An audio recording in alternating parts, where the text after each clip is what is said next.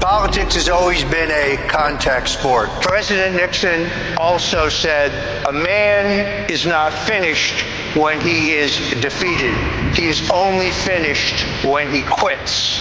So I say to you on the campuses, you who are on the front lines of this effort to take America back, never quit. Until one has been in the deepest valley, one cannot appreciate the majesty of God's highest mountaintop.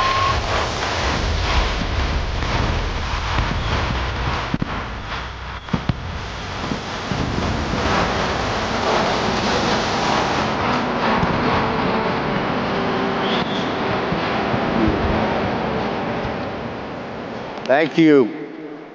First of all, let me apologize for being underdressed. On the morning of January 25th, 2019, 29 fully SWAT-clad FBI agents swarmed my home at 6 o'clock in the morning. They were brandishing fully automatic M4 assault weapons to arrest me for the completely fabricated crime of lying under oath to Congress about Russian collusion that we now know definitively never happened. There was a CNN camera 25 feet from my front door. I was told that CNN later received an award for their incisive investigative journalism that led them to believe that I would be arrested that very morning. I was arrested at 6:11. At 6:22, a producer from CNN texted a copy of my sealed indictment to my lawyer. Now, how could he have my sealed indictment that was not moved, that was not released until 11 o'clock in the morning? And if you looked at this document, it had no court stampings or timestamp, but it did have in the metadata tags the initials of the man who wrote it, Andrew Weissman, the de facto head of the Mueller witch hunt. I was taken to the FBI center in Miramar, Florida, where I was fingerprinted and mugshotted. I was taken then back to the federal courthouse in Fort Lauderdale, Virginia, where I pled not guilty. They put me in a holding cell with 3 African-American gentlemen.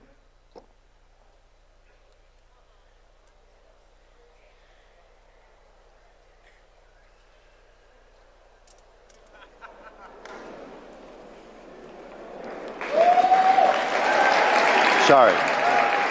They put me in a holding cell with 3 African-American gentlemen who I think were just coming around from a bender. I asked the guard if, since it was at 6 o'clock in the morning that I was arrested and I had not eaten, it was now about 10:30, if I could get something to eat, and they said no. One of those gentlemen gave me half of his peanut butter sandwich. The other one gave me the other half of his peanut butter sandwich. I then explained the 1994 crime bill to them and the fact that African Americans had been unfairly incarcerated because of Bill Clinton and Joe Biden and their criminal justice positions. By the time I left the holding cell to go up for my arraignment, they were chanting, "Roger Stone did nothing wrong." So I pled not guilty. I was arraigned.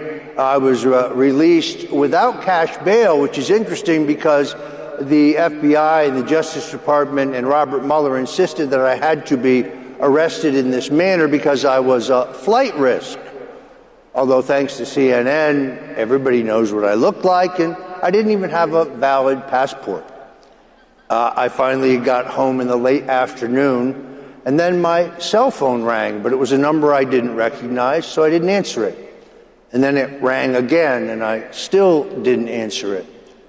And then it rang a third time. This time I answered it, and it was Charlie Kirk. And I didn't know Charlie Kirk. I'd met him once or twice, but we weren't friends. I didn't know him. And he said, I saw what happened. It is outrageous. We both know there is no Russian collusion. You and your wife are going to go through hell, you, your wife, and your family. But I want you to know that we will be with you. And I want to give you a piece of advice. Turn this horrific burden that you are about to go through, turn this horrific tribulation over to the Lord. Put yourself in the hands of God. Confess your sins, get right with the Lord, and I guarantee you, He will lift you up from your persecutors, and He will save you from the deadly snare that has been laid for you by Adam Schiff and Robert Mueller and the Clinton-Obama cabal.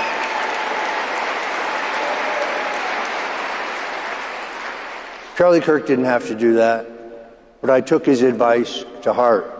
I went through a Soviet-style show trial in Washington, D.C. I was so naive to think that I would actually get a fair trial. Of course, long after I was convicted, only by order of a federal judge, the final Mueller report, long redacted, long hidden, was published, and it proved that they had found no evidence of Russian collusion, WikiLeaks collaboration, or any other crime on my part. That I was essentially charged to pressure me to testify falsely against President Donald Trump, which of course I refused to do.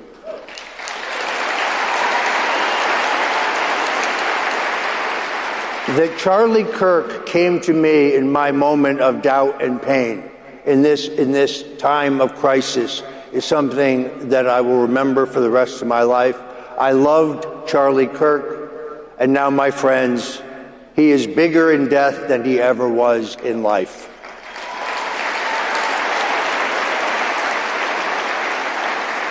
Politics is about the future, not the past, but there is one matter we have to clean up. It has now been 156 days since the Director of National Intelligence, Tulsi Gabbard, exposed through all of the declassified documents that the Russian collusion hoax was the greatest single dirty trick in American politics. It was an abuse of power in which the full authority of the United States government was used to topple a duly elected president. But more precisely, there was a seditious conspiracy that was born in the Oval Office in 2016 with Barack Obama present, Joe Biden, Susan Rice, the National Security Advisor, Vice President Biden, as I say, CIA Director, Islamic convert and communist CIA Director John Brennan, the FBI Director James Comey. This list goes on. My question is a simple one. It is not about revenge and retaliation. It is not about retribution. It is about accountability and justice.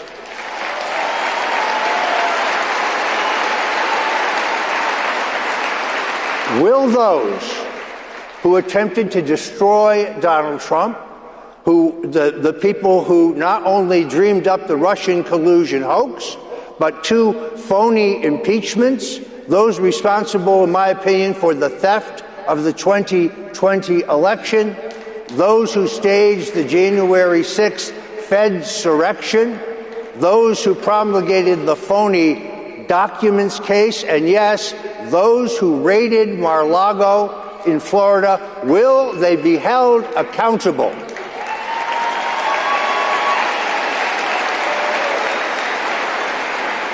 Because this continuing seditious conspiracy ends in Florida, the correct jurisdiction is not Washington, D.C., where no Republican, no freethinker, no Trump supporter can receive a fair trial. The proper venue is South Florida, and I call for justice.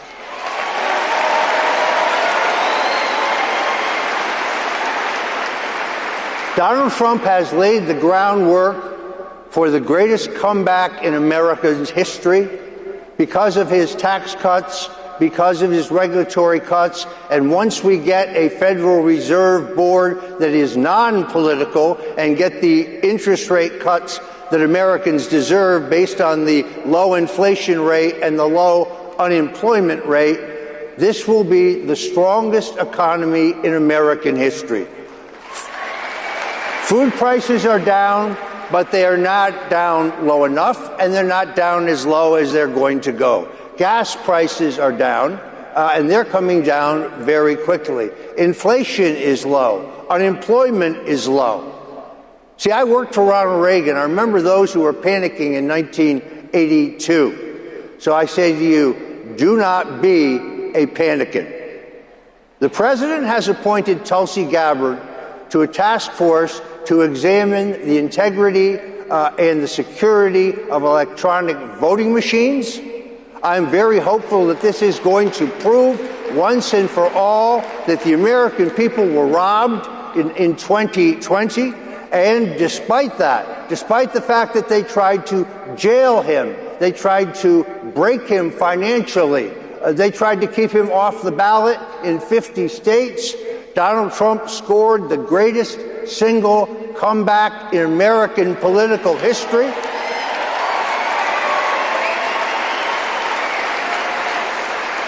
And if you keep faith with him and faith with the Lord, he will lead America to an unprecedented era of peace, prosperity, justice, and law and order. Thank you, and God bless you.